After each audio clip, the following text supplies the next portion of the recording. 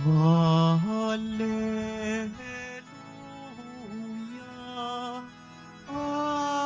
Alleluia, Alleluia, Alleluia.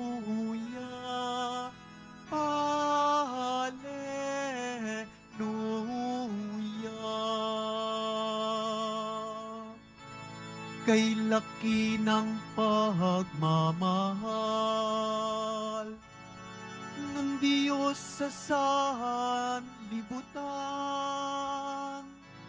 kaya't anak niya'y binigay. Alleluia, Alleluia, Alleluia,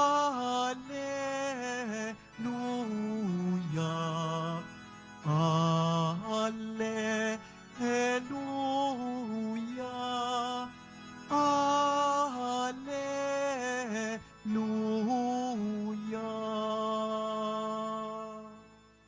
Sumainyo ang Panginoon. At sumaiyo rin. Ang mabuting balita ng Panginoon ayon kay San Juan.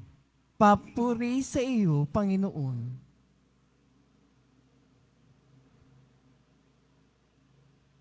Gayon na lamang ang pag-ibig ng Diyos sa sanlibutan.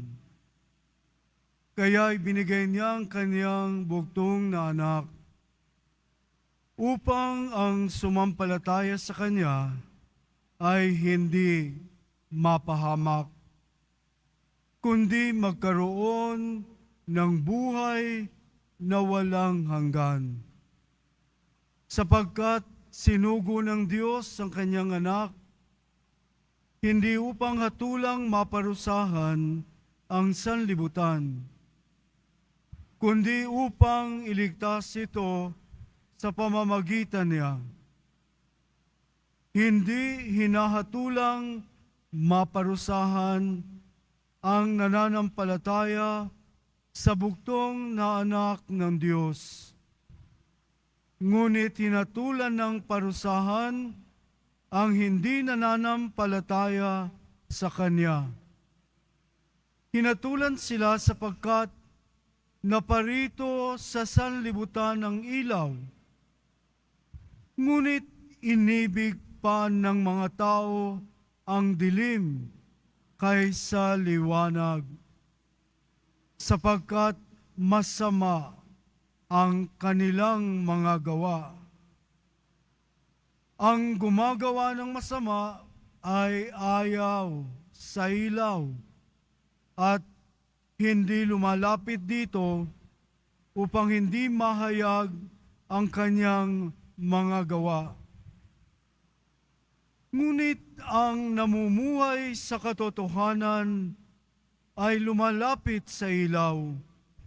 Sa gayon, nahahayag na ang kanyang mga ginagaway pagsunod sa Diyos.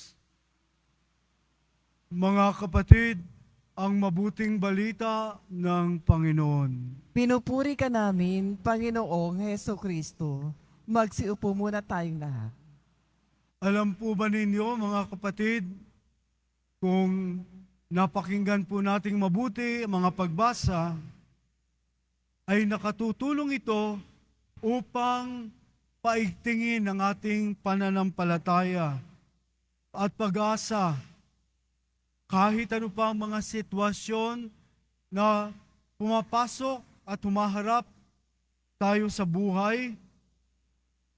Ang paglitaw na ito na kung saan ay nagbibigay paninindigan sa pananampalataya. Kaya't ang mga pagbasa po natin, kamangha-mangha, kahanga-hanga, at parang imposible pero posible na ibigay ng Panginoon ang lahat, na ipahayag ang lahat. Ang mga apostoles ay hindi kailanman natakot ipahayag sa mga Saduceo ang paghahayag ng mabuting balita ng Panginoon. Sila ay sumusunod sa kalooban ng ating Poong Jesus Nazareno. Sumunod sila upang sabihin ng lahat tungkol sa buhay, ang pagpapalaganap ng mabuting balita, nananatiling naroroon ang pag-asa kahit na sila'y ipinakulong. Hindi sila nagulumihanan, nanatiling matatag at nanatiling naroroon ang sinag at liwanag ng pag-asa kahit na sila'y nasa kulungan. At kamangha-mangha, ang mga anghel ay nagbukas ng mga tarangkahan ng kulungan. Kaya't nang balikan ng mga sundalo, nakita nilang nakapinid, nakasarado ang mga kandado, at nakita nila, nasaan napunta ang mga nakakulong? At may nag-report. Sabi sa mga sundalo, sa mga Saduseo, na handun po sa templo, nangangaral, naghahayag po ng katotohanan tungkol sa muling pagkabuhay ng mahal na Poong Jesus Nazareno.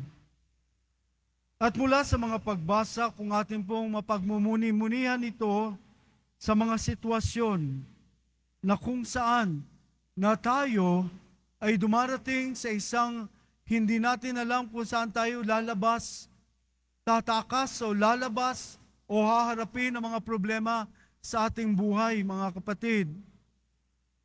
Paano tayo?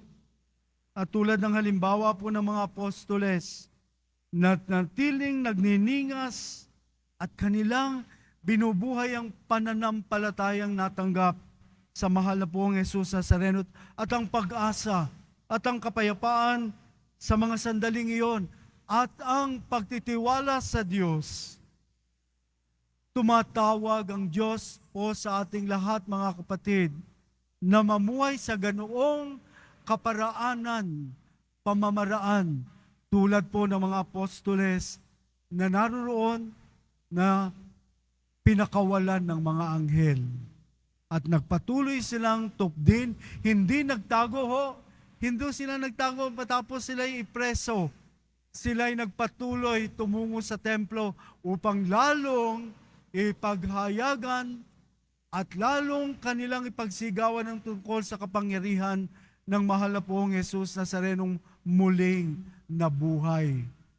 Kamangha-mangha, kahanga-hanga, ang gawa ng Diyos ay di mapapantayan kailanman. Kaya't sa atin po, pinapaalalahanan po tayo ng ating ebanghelyo po ngayon, na ang Diyos ay labis na umiibig po sa atin. Yun po yung ating dakmain ngayong gabing ito, ang mga katagang, ang Diyos ay umiibig sa atin. Ipinagkaloob niya ang kanyang buktong na anak, ang buktong na anak nating Poong Jesus Nazareno, na siyang tanging nagbigay lunas sa lahat ng ating mga daraanan, dinaraanan, at mga darating pang daraanan sa ating buhay ng Poong Jesus Nazareno ay hindi kailanman humihintong nagmamahal sa atin, kaya't tanggapin natin ang kanyang pag-ibig. Bilang hamon sa ating lahat na ipahayag, iniibig ako ng Panginoon kahit patong-patong ang problema natin. Iniibig ako ng Panginoon kahit ang mga krus na dumadating sa akin ay mabigat. Iniibig pa rin ako ng mahal na Poong Jesus Nazareno sa kabila ng iba't ibang mga pagsubok at mga hamon sa buhay. Iyon ang ating ipahayag bilang pagtatatag ng ating pananampalataya sa Kanya. Kaakibat ng pananampalatayang ito'y naroroon ang pag-asa. Iniibig tayo ng Diyos. Iniibig tayo niya sa pamamagitan ng kanyang anak, ang buktong na anak na nag-alay ng kanyang buhay para sa atin.